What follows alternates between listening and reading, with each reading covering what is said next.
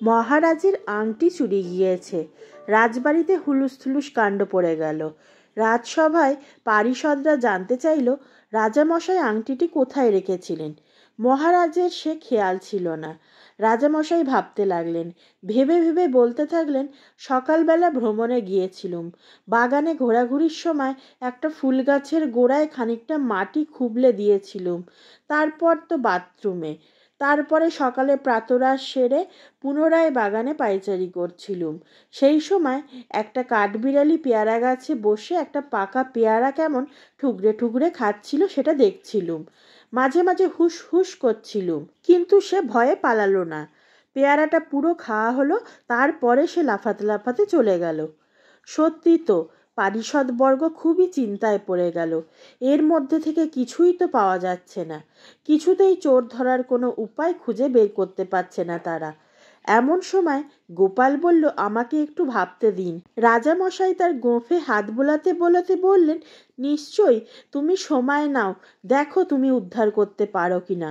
আসলে কি জানো, একটি আংটি হারিয়েছে সেটা এমন বড় ব্যাপার নয়, কিন্তু আজ যে ছোট জিনিস হাতিয়েছে সে যে আগামীকাল বড় কোনো জিনিসে হাত দেবে না তার কি মানে আছে।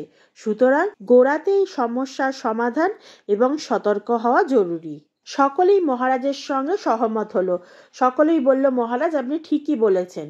এদিকে গোপাল এক জহুরিকে রাজসভায় হাজির করে বলল, ইনি আংটিটি তৈরি করেছিলেন, সুতরাং ওই আংটিটি কেমন দেখতে ছিল একমাত্র তা উনিই বলতে পারবেন।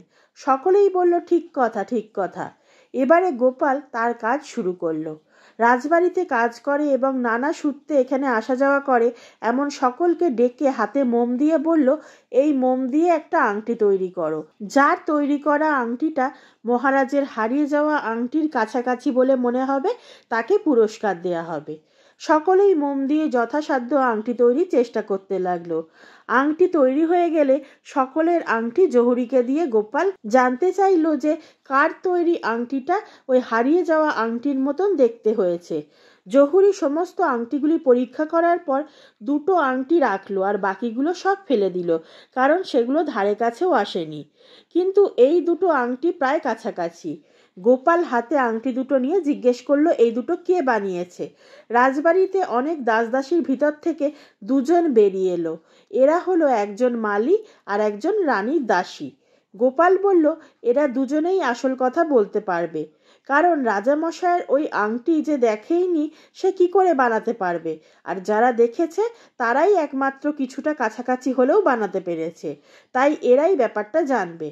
মালি স্বীকার করলো সে চুরি করেনি ঠিকই, কিন্তু সকালবেলায় ফুল গাছের গোড়ায় জল দিতে গিয়ে মাটি খুবলে দেওয়ার সময় আংটিটা ওইখানেই পড়ে থাকতে দেখে।